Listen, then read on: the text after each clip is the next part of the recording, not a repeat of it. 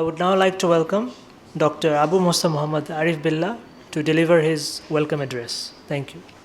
أعوذ بالله من الشيطان الرجيم بسم الله الرحمن الرحيم والصلاة والسلام على رسول الله. Today we are observing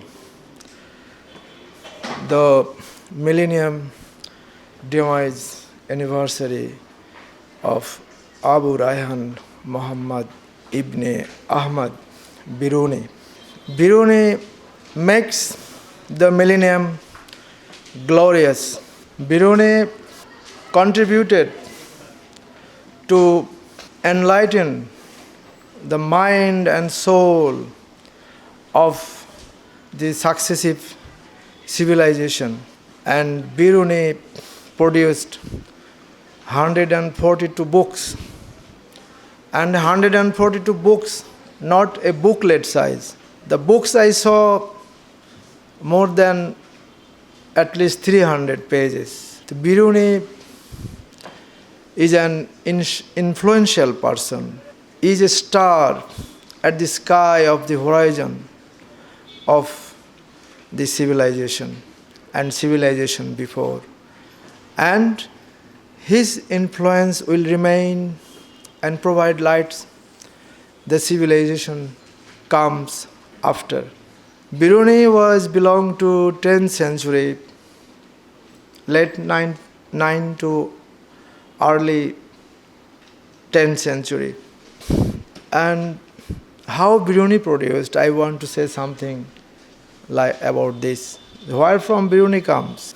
This is the history of the world, marked a period, this Islamic period, glorious period. The period they counted from 7th century to 18th century. 7th century to 9th century, these 200 years, 2 centuries, was Biruni's before. Biruni comes after these 2 centuries. Before Biruni, who was forerunner of Biruni? No, predecessor of Biruni, Al-Khwarizmi. Al-Khwarizmi, he was from Khwarizm, and he was a master of mathematics, especially algebra, geometry, trigonometry. And Iran, every year they provide awards, Al-Khwarizmi Award for science. So from Al-Khwarizmi to Biruni, there were lots of development. And before Al-Khwarizmi, Arab civilization, especially Mamun, he had lots of problem with our ideological basis. But what good he did, we have to recount that. Mamun, he established Baitul Hikmah. And this Baitul Hikmah, the duty of Baitul Hikmah was to translate from Greek mathematics, science to Arabic. And this was the pathway to have access in Greek sciences. And it was a revolution. After the translation era, they were directly understanding the science, philosophy in Arabic, their language. Another question is why Al-Biruni's all books in Arabic? Just he wrote Kitabut Tawhid, but it was translation. He wrote it in Arabic. Later on, he translated it. This is in physics, around 400 pages. Why Al-Ghazali, Ibn Rushd, Al-Farabi, everyone wrote in Arabic? What is the question? Answer to this question. Because during that age, Arabic was like English today. Everyone, scholars, they were understanding Arabic. An academic writing language were Arabic. The Tafsir Quran, Qasas, even early 11th century says Allama Huzviri, Data Ganje Baksh. He wrote his Kashful Mahjub in Arabic. Arabic was the language of writing, language of academic writing and studying. Ghazali's Ihya Ulumuddin, 20 volumes in Arabic. Al-Biruni after 200 years of establishing the Baitul Hikmah and the contribution of Muslim scholar of the time was infused by the huge contribution of his predecessors, which made Al-Biruni, Al-Ghazali, Ibn Rushd, Al-Farabi, Mullah Sadra, Shaykh Tusi, and today's, the modern age, Shahid Mutahari. Look, just 200 years after Al-Khawarizmi, Umar Khayyam also, he was a great mathematician. Al-Biruni was able to calculate the periphery of the world for the first time. And his calculation is only 22 kilometers differs from today's computer calculation. It was accurate because he made it by hand. So a person, a Muslim scholar, 1,000 years ago, was able to calculate the measurement of this world, this land. How? He just did it exemplifying or using a small hilltop at Sindh. And how this hilltop he configured the whole world. And this type of rational thinking, original thinking, created in his mind that by this way I can make the calculation. And he did it. And it was not a silly, it was very, very deep contribution. He produced pendulum. And this pendulum, by this pendulum, he explained the gravitation, acceleration, the attraction, the power force between Earth and Earth, Moon, and between Sun and other constellations. This pendulum, how he thought that this way I can make a instrument and I can measurement the power of attraction between Sun and Moon, between all other constellation moving in the sky. And when he had been in India, there are various opinions. Few people says 17 years, few people says 12 years. This huge time he learned Sanskrit, and he knows Greek as well. And what he did, learning Sanskrit, he studied the Indian medicine, Indian mathematics, Indian philosophy, Indian culture. If you go through his Kitabul Hind, you can find every aspect he accounted in his copy. And it is the first book for Indology, Indian studies. And it was in Arabic.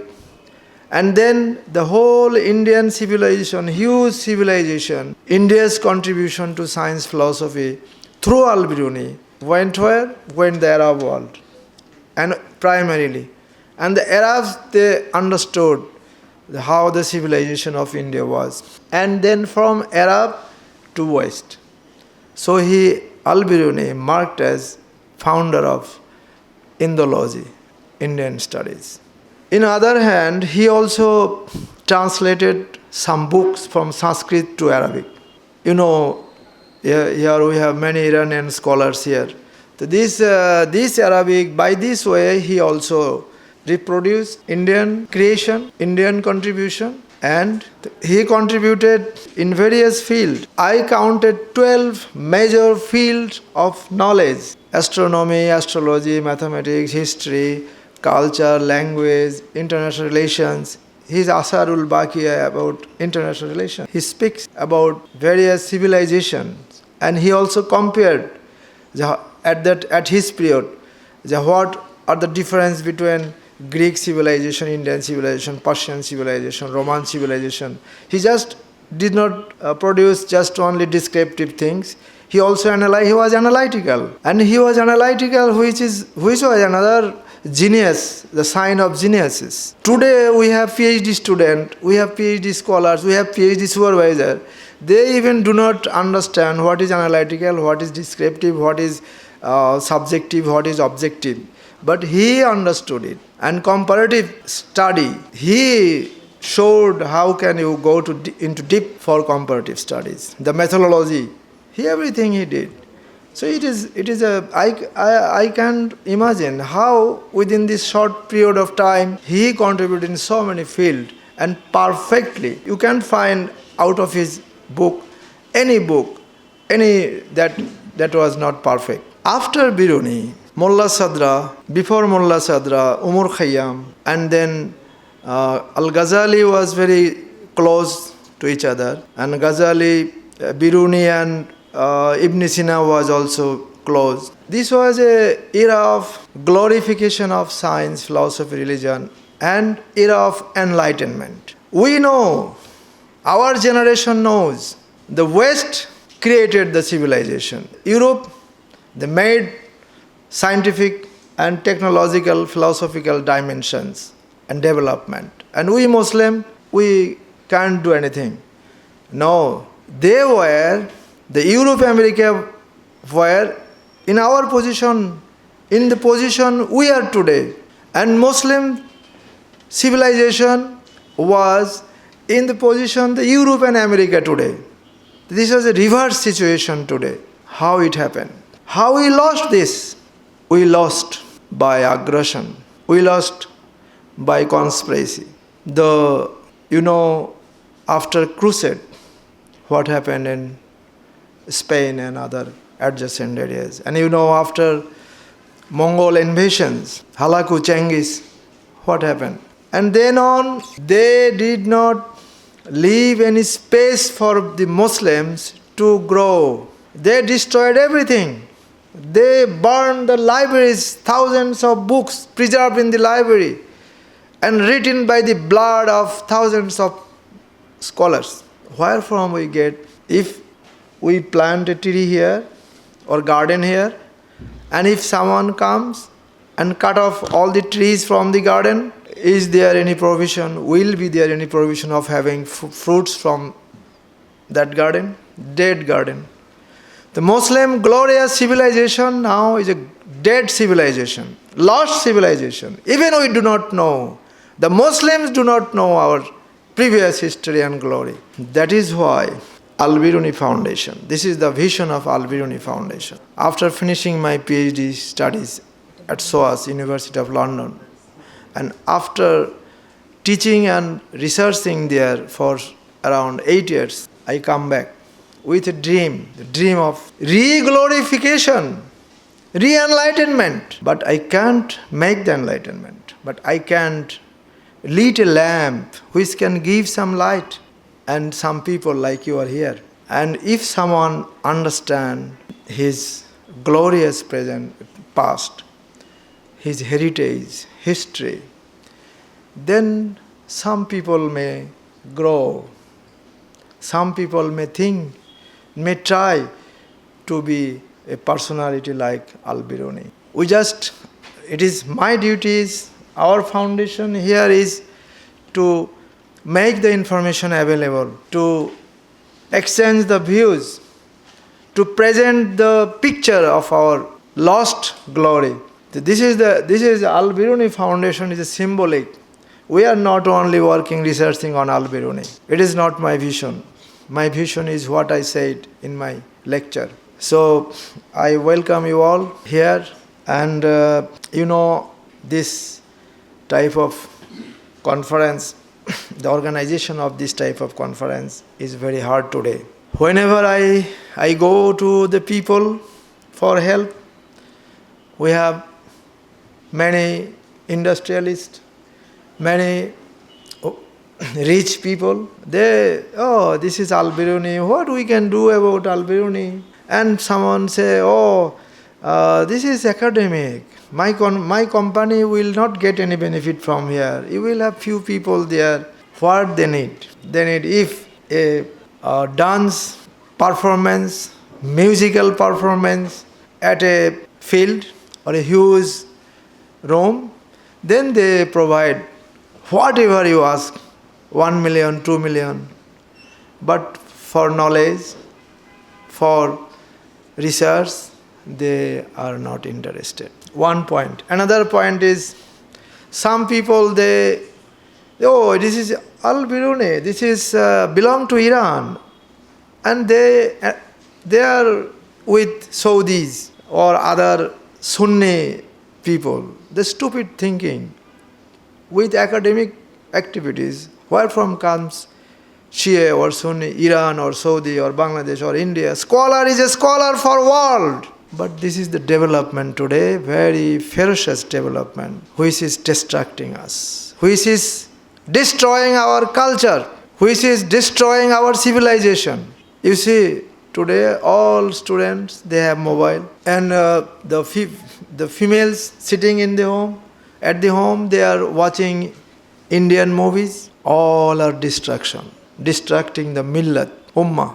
But our state people, our government, our university professors, all are watching this. And they have no reaction to it because they are dead. They are dead. The university is dead. The Muslim civilization is dead. What you see and I see, this is actually not the university we want. What student we see, that is actually they are not student. A university requires. What PhDs, research journals, awarding, publishing, they are rubbish. But West, they keep their strict principle. They do not allow a single person beyond their capacity of seat. But we are here allowing. Our capacity is maybe 60, 70 students. But we are admitting here more than 100 students. Here is the philosophy of destruction. Our management, government, university management,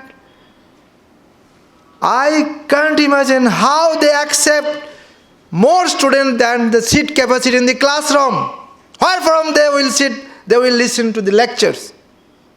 This complete sign of distraction, and this so-called intelligent people, literate people, they are doing this. The government is doing this. I am very sorry, I am a bit involved in politics. But without politics, you can't overcome this distraction. If you want to construct something, then you have to distract something. We have to destroy our mind first to understand the real things, to reconstruct our mind by original and real things, real studies. Otherwise you are in a dark. There will be no light. There will be no light. Al-Biruni is our light. That's why we had thousands of disciples of Al-Biruni. So, I am very sorry. At the one hand, my Bangladeshi people, they are saying, oh, it is Iranian. And some people say, oh, he is getting from Iran money. And some people saying, and Iranians, they are saying, oh, this is Arif Billah's foundation. This is Bangladesh. He is here. We have no responsibility. This Iranian also dead. There are some light. They are fighting. They have development because they did not destroy it completely by the superpower. Even Mongol aggression, Iranians, few scholars escaped from Mongol aggression. They fled towards the Isfahan and other Yazd, and they protected something. And that's why today you see among all the Muslim countries, Iran stand against America. And not only stand, is fighting with a befitting manner. But still, there are some people of that management, they actually lost. Now nobody is here. Why? From Iran, from embassy, cultural center, I can't explain everything here. If they had intellect like the intellectuals lived during the medieval Iran, all the Iranians here, they should come here. You are traveling from Tehran here, but those are in this country living, why they don't come here? Why they don't help me? Okay, Arif Billah, you are doing this. Okay, we will offer a dinner or a lunch or inaugural expenses of inaugural session. They said, we are constrained of money, we have budget deficit. We know that. But you are not poorer than Arif Billah. Arif Billah is a person. The salary I get, even not cover the expense of a dinner, but they are poorer than me, a country. This is the problem. The superpowers, satanic forces, they infused their influence on us. So, it is not the fault of our people, Muslims of the world. It is the fault of our studies. It is the lack of perfect studies. If you study wrong things, then your brain will produce wrong things. If you study perfect things, then you will get nur, light in your mind, and you will move towards right direction. So knowledge and wisdom is the main things. How wisdom and knowledge works. What I am saying here, nothing is written. Just I sat here and wrote some point. But I am far from this point. I am from my mind. Because what I have studied, what I have understood, what I have contemplated, this actually strengthened my wisdom. And what the wisdom inside me is producing everything. What I am just my mouth is orating something. All the words and points I am reproducing here, this is function of my wisdom. This is not Arif Billah. We are two entities. One is the figure and body of you all. This is Professor Kahdwi, Dr. Ahmadi, Billah, but the real Billah, real Kahdwi, real Ahmadi is in our side. That is the real insan. That is all the Sufis, philosophers said, even Allama Iqbal said, Khudi ko kar buland etna. You make yourself perfect. However, we are here to celebrate the millennium, and it was how painful. You can gaze from my lecture, especially the last part of my lecture. So I hope God will give us sense, and we will try to go into the deep of our real studies, escaping the influence, Western influence, try to research and regain our own tradition, heritage. And I am at the final stage. I am very grateful to Professor Dr. Sadiq Malik. He lived in America, and he our keynote speaker. He is our keynote speaker, among one of the keynote speakers. And he actually traveled from America more than a month ago, and from America he always contacted me and he assisted me. Then I thought that there are some people that is why the civilization exists.